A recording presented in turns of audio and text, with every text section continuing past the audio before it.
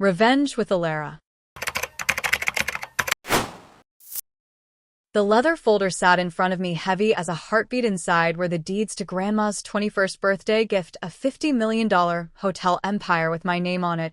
But before I could even breathe, the front door opened. My mother walked in, her new husband right behind her. "We should manage it together, as a family," she said, smiling like it was still her world. When I told her, "Absolutely not, I'm the owner now," she snapped, "Then pack your bags and leave this house." I didn't argue. I didn't move because I knew something they didn't. That night wasn't about their demands, it was about Grandma's next move, one that would end their little performance for good. When people look at me now, they see the hotel, the marble floors, the glass lobby, the name etched in gold above the entrance. But what they don't see is the noise that used to live inside this family. My grandmother, Sharon Bennett, built everything from one roadside motel in Vermont. She was 21, then my age now. And everyone called her foolish, but she turned those doubts into brick and revenue. By the time I was born, the Bennett collection had become a name people whispered with envy. My mother, Brenda, inherited none of Grandma's patience, only her pride. To her, success wasn't about building, it was about being seen. She loved camera flashes more than blueprints. She loved control more than family. My father, Mark, was the opposite. He was calm, steady, a man who believed in doing things right even when it took longer. He ran operations for years, quietly keeping everything standing while Mom chased appearances. When I was 16, I watched that balance collapse. I still remember the night Dad left his eyes tired suitcase by the door, saying he couldn't stay where love had become performance. The silence that followed him out the door was the kind that fills every corner and never leaves. After that, Brenda remarried quickly. Scott Miller, a smooth-talking business consultant who spoke in phrases like synergy and global expansion. He was everything she thought success looked like: shiny, loud, and hollow. Not long after she sent me to live with Grandma, claiming it was for stability. I knew better. I was just one less witness. Life with Grandma was quiet but never dull. Her home smelled of cedar and coffee. Her mornings began with the sound of typewriter keys. She treated me not as a child, but as an apprentice. I studied architecture while she showed me what legacy truly meant: discipline, risk, and the courage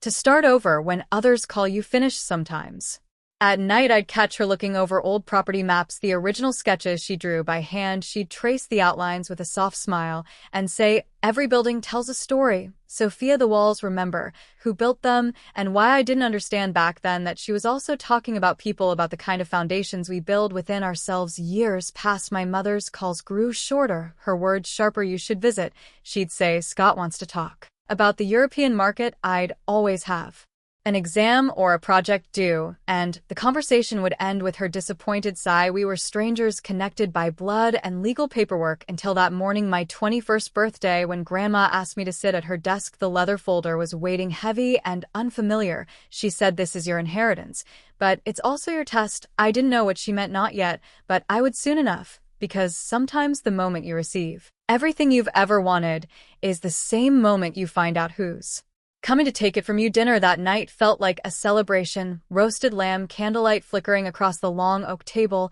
and Grandma smiling in that rare peaceful way. For once the house was quiet, filled only with the sound of silver against china. I remember thinking maybe things were finally steady. Then the doorbell rang. It was one of those small sounds that change everything. I got up, napkin still in my hand. When I opened the door, the chill from the porch hit me first, and then her perfume. My mother, Brenda, stood there in a cream coat, her hair curled just so, her smile stretched thin and glossy. Beside her was Scott, her husband, the so-called consultant, wearing that smug confidence that always smelled like cheap cologne and deceit. Sophia, Mom's voice dripped with cheer. "Happy birthday, sweetheart. We were just in the area and thought we'd stop by." Behind me, Grandma's chair scraped softly against the floor. They didn't wait to be invited in. Scott carried a gift bag, the kind you give when you already know what you want in return. Mom's eyes darted around the house, landing on the folder still sitting on the table. "My inheritance. We heard about your big gift," she said, her tone sugar-wrapped with poison. $50 million. How wonderful." I tried to stay polite. "It's not about the number." Grandma wanted me to continue what she started. Mom laughed, lightly waving a manicure hand. Of course, but running a business that size isn't for children. You'll need experience, guidance. That's why Scott and I thought we could manage it together as a family." That word family landed like a slap. Scott leaned forward, resting his hands on the back of a chair. "It's too much for one person, Sophia. Let us help. We've already drafted a proposal. Grandma's voice sliced through. As a proposal for something that isn't yours. The air shifted. Scott's smile faltered. Mom shot her a warning look, that same cold defiance she used to use on Dad. Mother, please, let's be practical. Practical, Grandma repeated, as if tasting the word, like when you mortgaged the Burlington property without authorization, or when you disappeared for 6 months to expand and came back with debt. Color drained from Mom's face. That was years ago. Yes, Grandma said softly, and I remember every year it cost me. I stood there silent, the tension pressing against my ribs. The room smelled of rosemary and rage. Mom turned back to me, her voice brittle. Sophia, don't let her turn you against me. We're family. We should rebuild together. I wanted to believe her, but the way she looked at that folder told me the truth. This wasn't about rebuilding, it was about reclaiming power she'd already lost. Grandma rose from her chair, resting a steady hand on my shoulder. Dinner's over, she said calmly. Some things aren't up for discussion. Scott cleared his throat, forcing a smile. Of course, we'll talk again soon, but as the door closed behind them, I caught the whisper Mom left hanging in the air. Quiet, venomous, meant only for me. This isn't over, and she was right. It wasn't. The next morning, the house didn't feel like home anymore. The light through the windows looked different, colder, thinner, as if the walls themselves knew what was coming. Grandma spent most of the day in her study, doors closed. I could hear the faint clack of her typewriter, the rhythm steadier than my own heartbeat. Downstairs, I found the breakfast table already occupied. My mother sat with a cup of coffee she hadn't been offered, flipping through one of Grandma's old ledgers, as if it already belonged to her. Scott was pacing by the window on the phone, whispering phrases like potential restructuring and joint control. They didn't see me at first, and for a second I watched them, two intruders wearing family as camouflage. Mom finally looked up, her smile crisp. Morning, sweetheart. We were just brainstorming a few things, to keep the business stable. Stable? I asked, keeping my voice even. It's been stable for 50 years. She ignored the jab. You're young, Sophia. You have your studies, your friends. You don't need to stress about payrolls or legal documents. That's what family is for. Scott nodded, his tone oily. Let us take care of the boring parts. You focus on your degree. I felt my pulse climb, but I said nothing. Instead, I walked over to the counter, poured myself a glass of orange juice, and let the silence stretch until it started to itch. Then I turned to them. Does Grandma know you're here? Mom blinked, lips tightening. She's resting, right? I said quietly. Then maybe let her rest there. Eyes followed me as I left the room, every step echoing like a dare. That afternoon, I went to Grandma's office.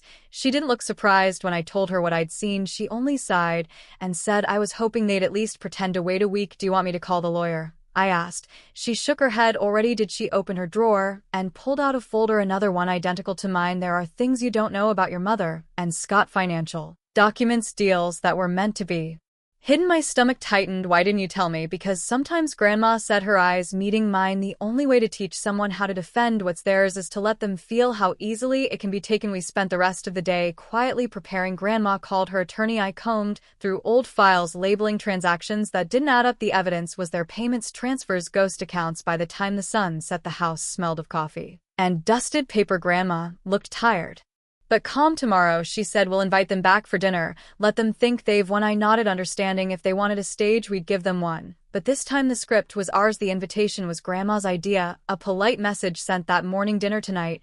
Let's discuss the transition properly. I watched her type every word with surgical precision.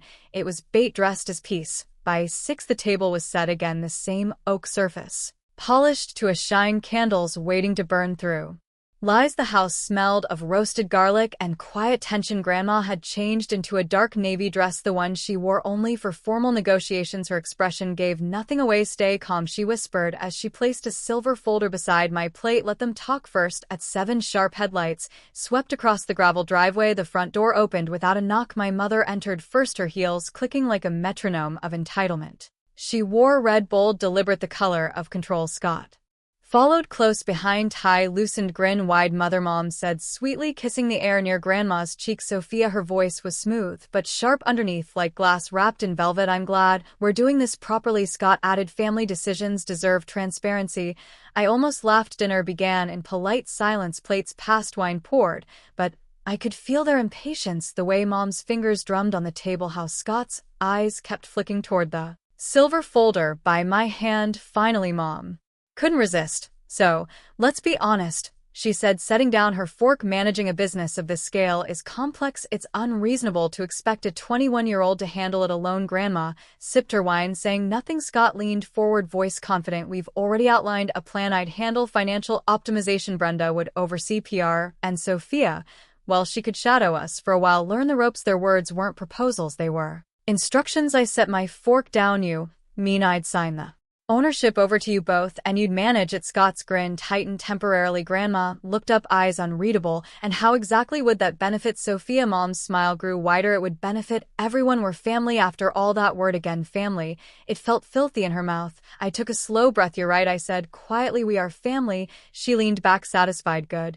Then let's, which is why I cut, and it's time we stop pretending this is about love. Her expression froze. I pushed the folder toward the center of the table. You wanted transparency? Fine. Let's start with this. Scott reached for it, but Grandma's hand moved faster. She opened the folder, her fingers tracing the first page. The sound of paper sliding filled the room.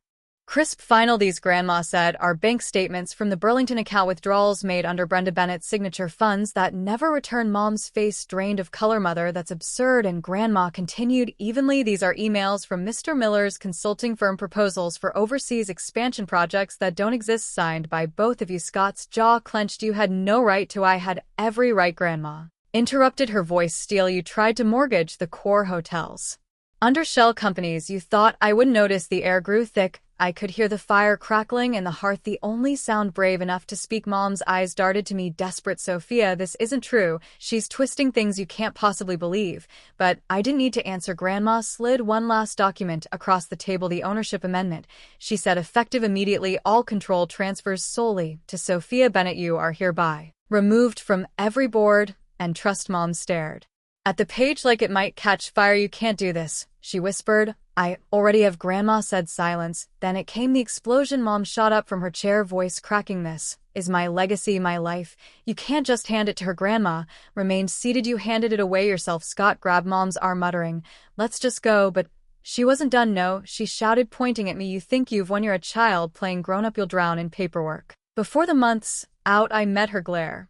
Steady maybe, but at least it'll be my mess. Her lip trembled, rage fighting humiliation. Then pack your bags and leave this house. She spat the same words she'd said days ago, but this time her voice sounded small, and that's when Grandma laughed. It wasn't loud, just a soft, knowing chuckle that sliced the air cleaner than any scream. You're right, Brenda, she said. Someone is leaving this house tonight, but it's not Sophia. For a second, everything froze, even the fire seemed to stop moving. Then Grandma reached into her purse and placed another envelope on the table. A court order. You've both been served. Fraud, embezzlement, conspiracy. The investigators are waiting outside. Scott's face went pale. You called the police? I called justice, Grandma said simply. Mom stumbled back, shaking her head. You wouldn't. I'm your daughter. No, Grandma said softly. You were, until you sold this family's name for a mirror and a title. Two officers entered quietly, their presence polite but final. Scott didn't fight. He just stared at the floor as they let him out. Mom followed, her breath ragged, eyes wild, caught between disbelief and despair. When the door closed, silence filled the house again,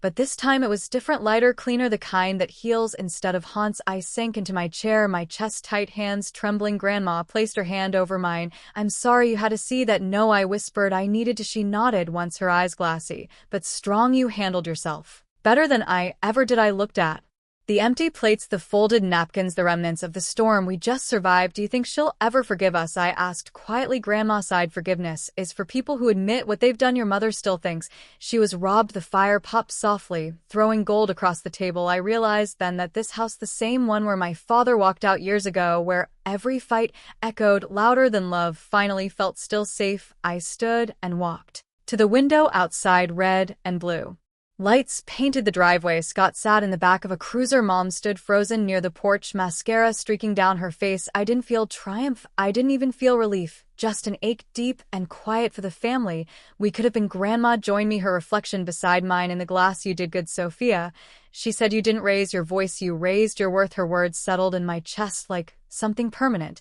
And as the last car disappeared down the hill, the night finally Exhaled, we didn't toast, didn't celebrate, we just sat in the quiet glow of the fire, two women who'd survived the same bloodline in different decades, finally breaking the pattern the morning after felt unreal. The same house that had echoed with shouting now hummed with quiet, the kind that follows a storm. Sunlight slipped through the curtains, landing on the folder still sitting at the center of the dining table, the one that had ended it all. Grandma was already up sipping coffee in the kitchen like nothing extraordinary had happened, but her shoulders looked lighter, her face softer, as if decades of weight had finally lifted. The news spread fast. Scott disappeared from the state before the investigation could close. My mother Brenda stayed just long enough to watch her name unravel in every business circle she once worshipped. The fraud case stripped her of everything: money, position, pride. Dad Mark came by that afternoon, no speeches, no questions. He simply placed a hand on Grandma's shoulder and said, "You did the right thing." When his eyes met mine, they didn't hold pity, only pride. Weeks later, life began to look almost ordinary again.